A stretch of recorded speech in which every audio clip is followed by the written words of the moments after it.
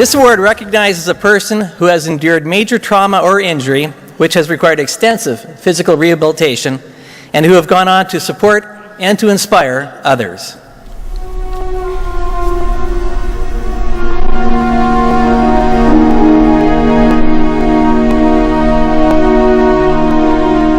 They were driving to Kelowna, a work event. It was May, and they decided to go as a family.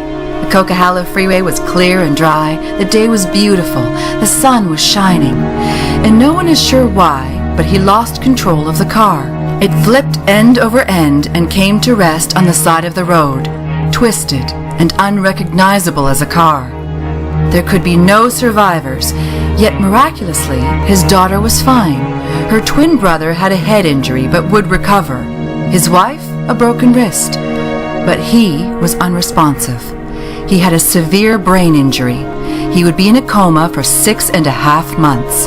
The doctor told his wife that if he recovered, he'd be unable to eat, walk, or speak. He'd spend the rest of his life in a long-term care unit. He was 38 years old. His name is Michael Coss. Michael had suffered a near-fatal brain injury. It was thought he may never come out of his coma. With little hope, his family aggressively began to do some research. Hyperbaric oxygen therapy offered the best hope, and on Christmas Eve 2006, after 3 treatments in a hyperbaric chamber, Michael finally woke up. At first, Michael could barely move his thumb. He couldn't speak, but step by baby step, he began the grueling process of regaining his mobility. While the results look simple to us, they were the result of untold strength and determination. From the first moment, he worked as hard as possible to relearn everything, to regain everything he had lost. Michael was absolutely determined to get his life back, and in itself, that's not incredible. What is incredible is the manner in which he intended to live. 9 months after the accident, Michael was living in a care facility for the most severely disabled. He was in a wheelchair. He still could not speak or feed himself, but he decided he wanted to give back, to help others struggling as he was struggling.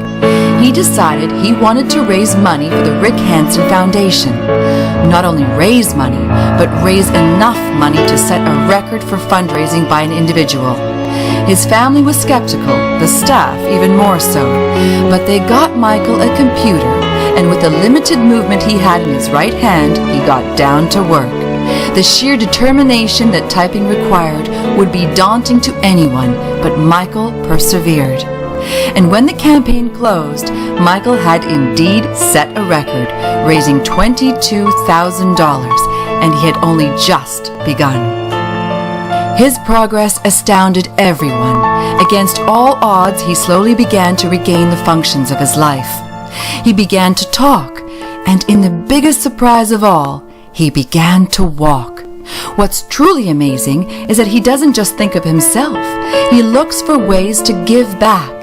In 2009, he started the Michael Coss Brain Injury Foundation, which helps fund hyperbaric oxygen treatment for children. There were no limits to what he intended to achieve. But no life is free of bumps on the road to recovery. In 2010, Michael's wife initiated divorce proceedings. Not easy news to hear, but Michael has come to terms with it. He and Anne remain the best of friends, and he credits her and their children as the primary reason for his recovery. They co-parent the children, united in their commitment to their well-being. And in Anne's letter of support for Michael's nomination, she wrote, "He is by far the most courageous man I have ever known, or will ever know." Their love now walks a different path, but it is no less rich nor any less valued. It remains the guiding star on Michael's road to recovery. Michael published a book in 2010 titled The Courage to Come Back. In 2011, he stepped out of his wheelchair and with deliberate steps managed 1 kilometer in the Terry Fox Run. Crossing the finish line, he told supporters he would one day run the Boston Marathon. They laughed, thinking he was joking. But here's Michael 6 months later. Yes, that's this year's Sun Run. He completed 2.5 kilometers in 2 hours and 29 minutes. And at this point, words fail us. His determination, strength, and indefatigable spirit so perfectly represent the courage to come back that we'll leave the last word to Michael. Doctors said more than 6 years ago that I would never speak, eat, or walk ever again. But what does this prove to you? That everything is possible when you believe.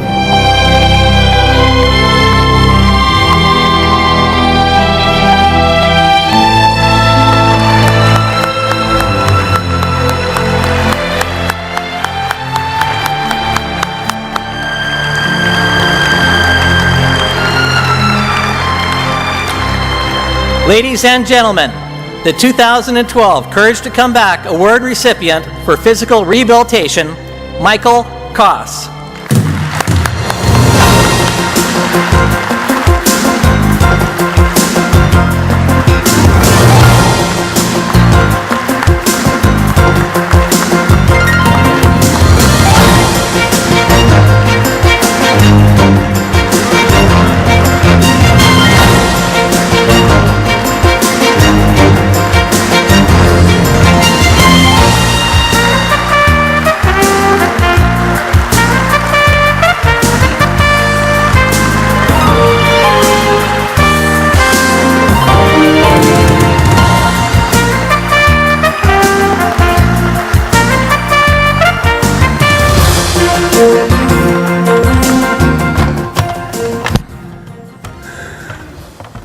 Good evening, everyone, and welcome to the 2012 Courage to Come Back Awards.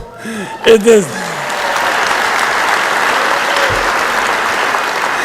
now, I'll just share with you what this award to me means to me before I begin my speech. This award means and gives me the drive and the focus to give 120% at my rehab, whether it be improving my speech or improving my walking ability. Thank you.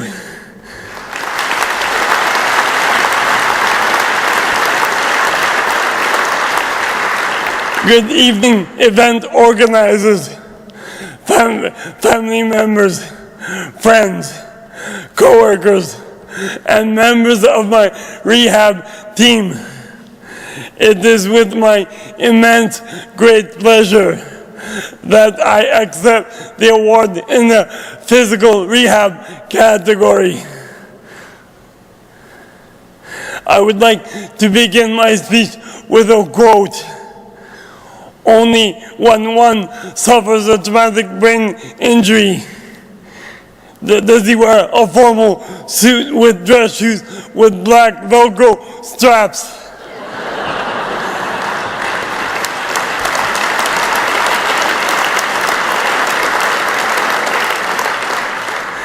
My journey began on May 18, 2006. I suffered a traumatic brain injury as a result of a motor vehicle accident. It has not been easy by any means. But the thing that has kept me going is a vision of me walking hand in hand to the park with each of my children. They are the torch that lights the fire within me and keeps me fighting inch by inch and step by step. I feel that I am a better person because of what I have been through. And now, hopefully, I can inspire others to be the best person that they can be in their own personal situations. I am very grateful for having been given a second chance at life. I have so many people to thank from coast to coast for all their support.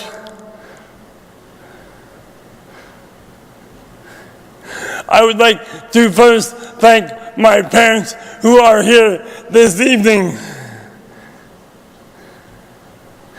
They relocated to Vancouver from Quebec City to give my family and I all the support after my injury.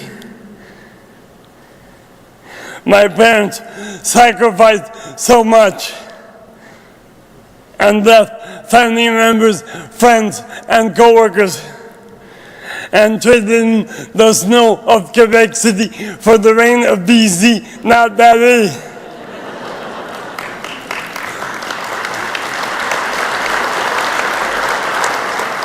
Also, I would like to thank WorkSafe BC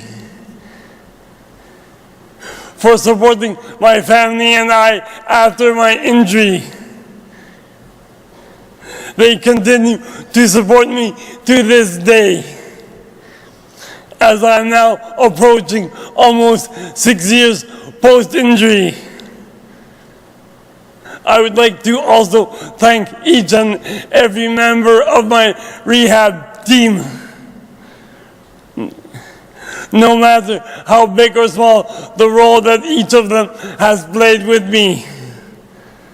From the staff and the management of the 2 hyperbaric chambers that I went to for treatment. From the staff and management of the 2 group homes that taught me all the skills on how to be independent again. The physios, the speech therapists, the OTs, and each specialization which enabled me to take my game to another level. A sincere thanks to all of you. A special thank you also goes out to the person who submitted my nomination for the Court to Come Back Award, Sylvia Horry. Thank you, Sylvia. I focus on my full recovery. I am doing it for myself and also for my children. My message to all of you is, all things are possible when you believe. Thank you.